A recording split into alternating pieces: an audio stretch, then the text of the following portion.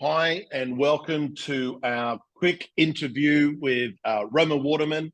I just want to welcome all our Kingdom business community. We want to talk today. I want to introduce to you Roma Waterman, who's going to be our guest minister at our upcoming Supernatural Business Retreat that we're having in July on the Central Coast.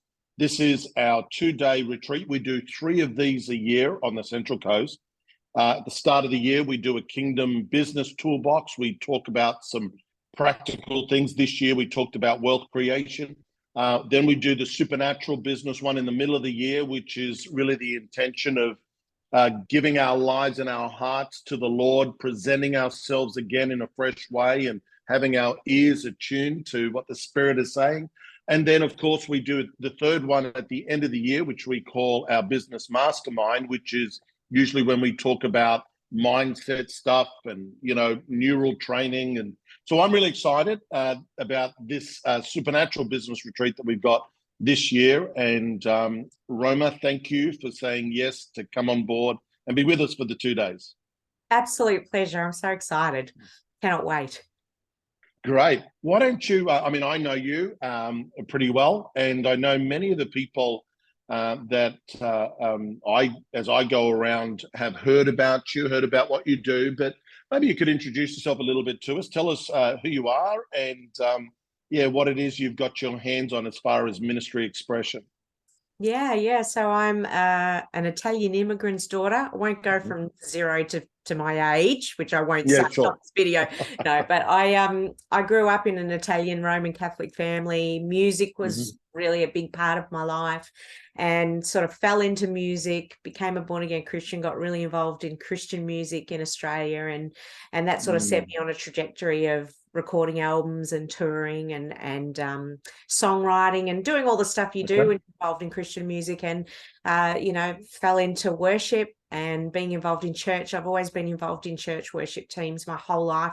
I absolutely love that. I still do that even now. I just feel like it's so vital to be part of the local church. But probably about 8 or 9 years ago, I started to just partly got a little bit weary from the touring life. I started to have kids and didn't really want to be on the road all the time, which in Australia, pretty much anywhere in the world, you have to be traveling quite a bit. And I'm a bit of an ambivert, so I love my space. And I was just starting to really just go, I don't know if I want to do this for the rest of my life. And that was a scary place to be because it was all I knew.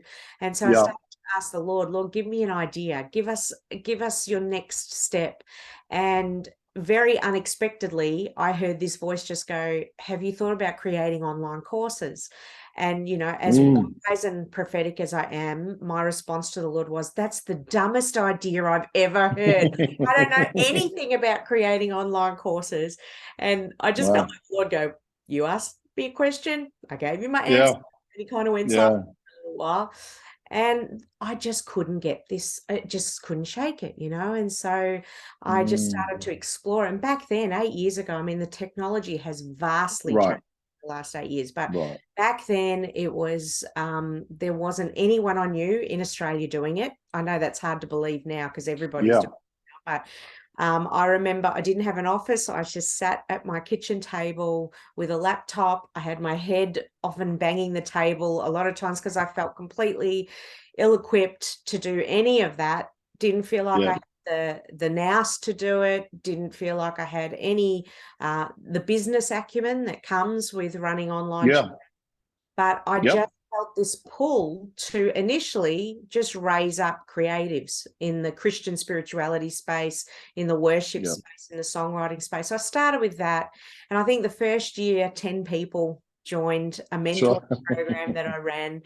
And then I just put a vocal training course on. My background's, I've worked in television quite a bit. I've been a vocal coach for shows like The X Factor and Australian Idol and things like that. So I did this vocal course, and within 12 months, there was something like 20,000 students doing courses on someone else's platform. And I started to go, wow, this is actually God, you had a really good idea. So I just sounds like a business strategy. Yeah, that's right. And that's the funny thing is during that first 12 months when things really exploded, I had a wonderful multi-million-dollar business guy in the US who was part of a private Facebook group I was a part of say, can you come and talk on my show, on my Facebook show? I want to interview you. And he was like, tell us your business strategy. And I was like, I look, the honest truth is I prayed and I asked what his idea was. And this is the idea I got. And he couldn't believe it. He was just like, and I think that was business lesson number one for me is ask God what he thinks, before you rely on your own talents and abilities. And anyway, fast to now, we have an online training school. We have standalone courses that you can buy, but my favorite thing that I do is I run an online prophetic training school, helping people hear from God and release God's kindness to the world. So it's not just for prophets. I want to raise people to have a revelation and an understanding that the spirit of prophecy lives on the inside of us. And so everybody can hear God's voice.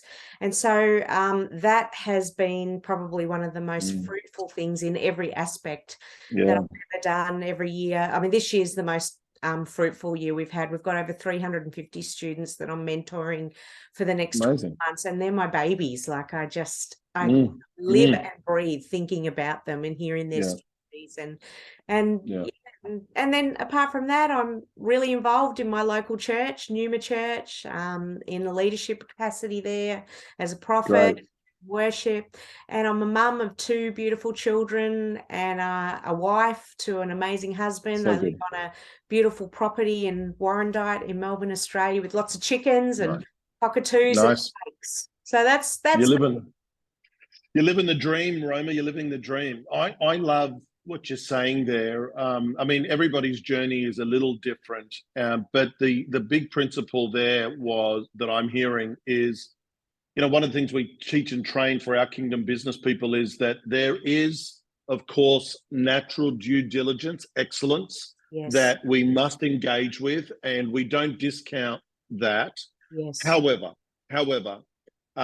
business smarts or even excellence itself, as important as it is not enough, is not the complete package when it comes to Christian or kingdom business people, that there is also a spiritual due diligence that needs to be in dynamic partnership together. I think about Jesus, where it says in Luke that he grew in wisdom and in stature and in favor with God and man.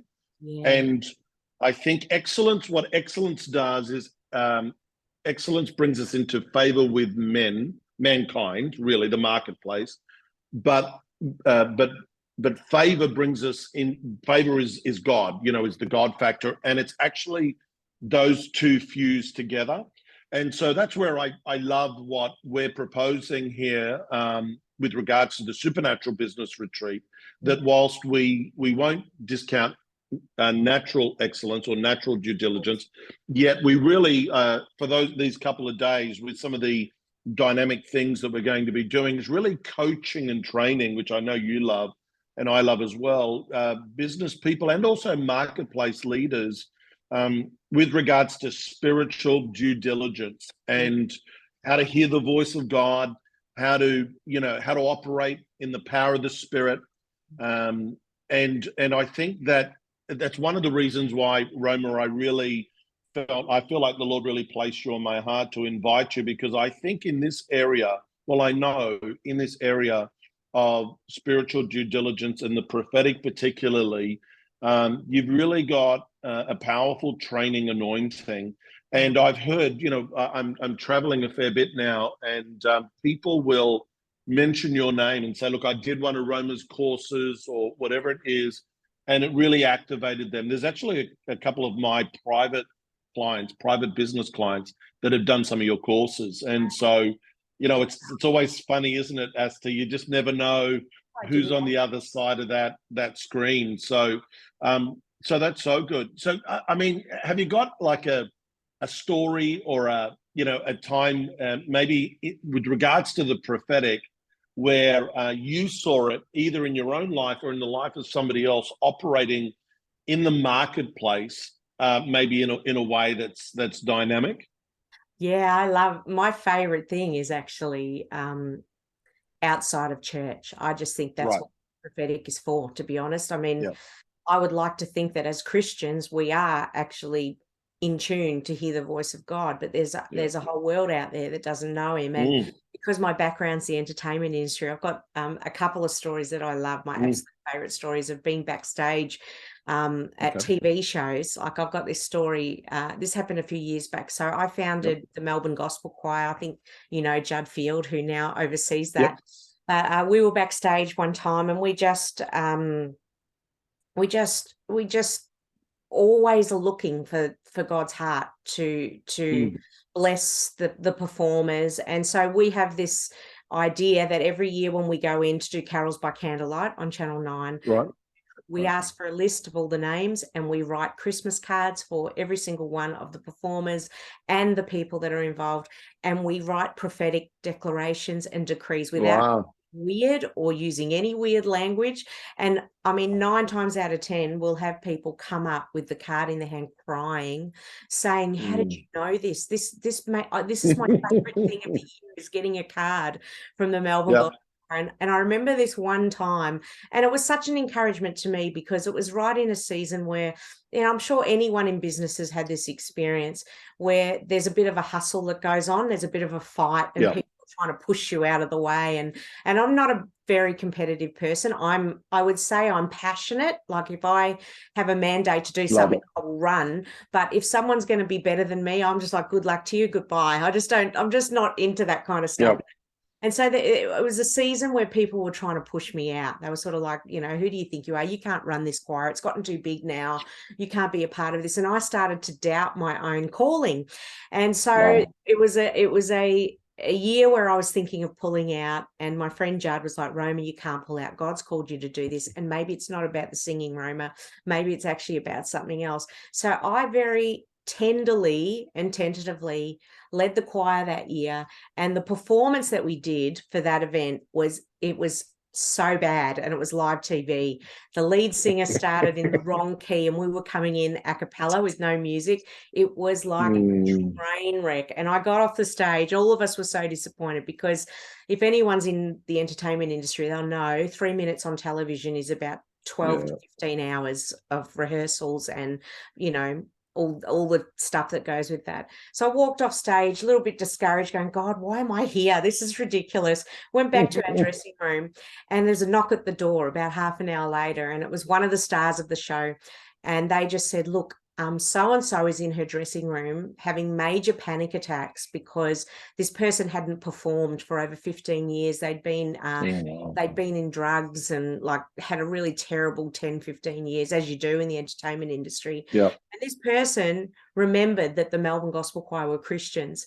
And so this person just said, Roma, who runs the choir, is a Christian. Why don't we get her and the choir to come in and pray for you before you go on stage? Oh, wow.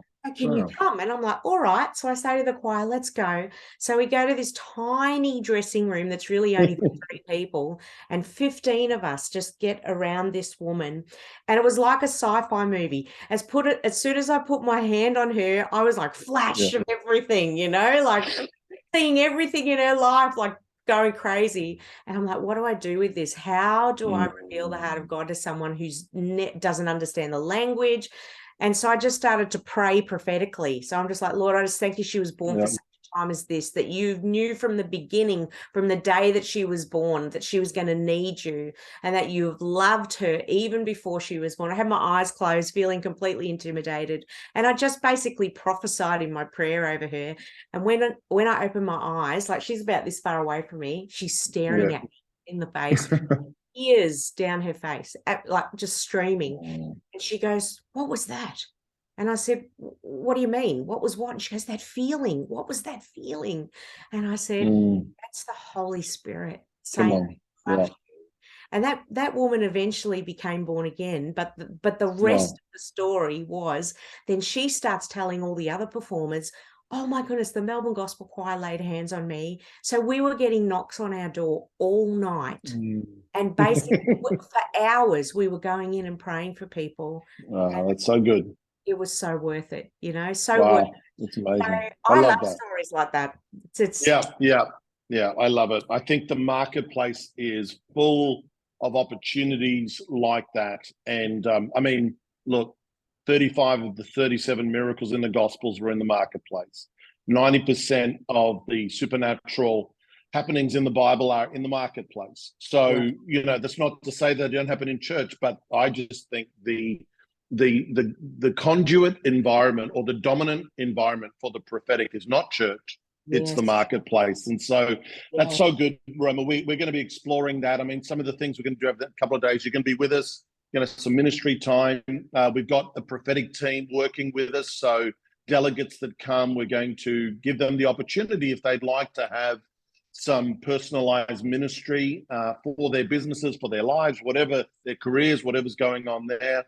And it's going to be lots of fun. What we'll do is, of course, as we share this on our socials, we'll put all the links and all the rest. I can say to you that even though we're still a couple of months away, we're getting full really quick. We've capped how many people can come because we want to keep it intimate and interactive. Central Coast is a beautiful, beautiful location to come to, but you will miss out if you, I mean, this will sell out. So can I encourage you, if you're watching this, click on the links that we'll place on all the social media channels and book early. And it's going to be a great time. Roma, we're so looking forward to having you in July up with us. And it's going to be lots of fun. So can't wait to see you then. Cannot wait. The Lord's already speaking to me, and I just feel like it's going to be such an incredible time. So looking forward to it. Awesome. Thanks so much. All right. Blessings. Bye.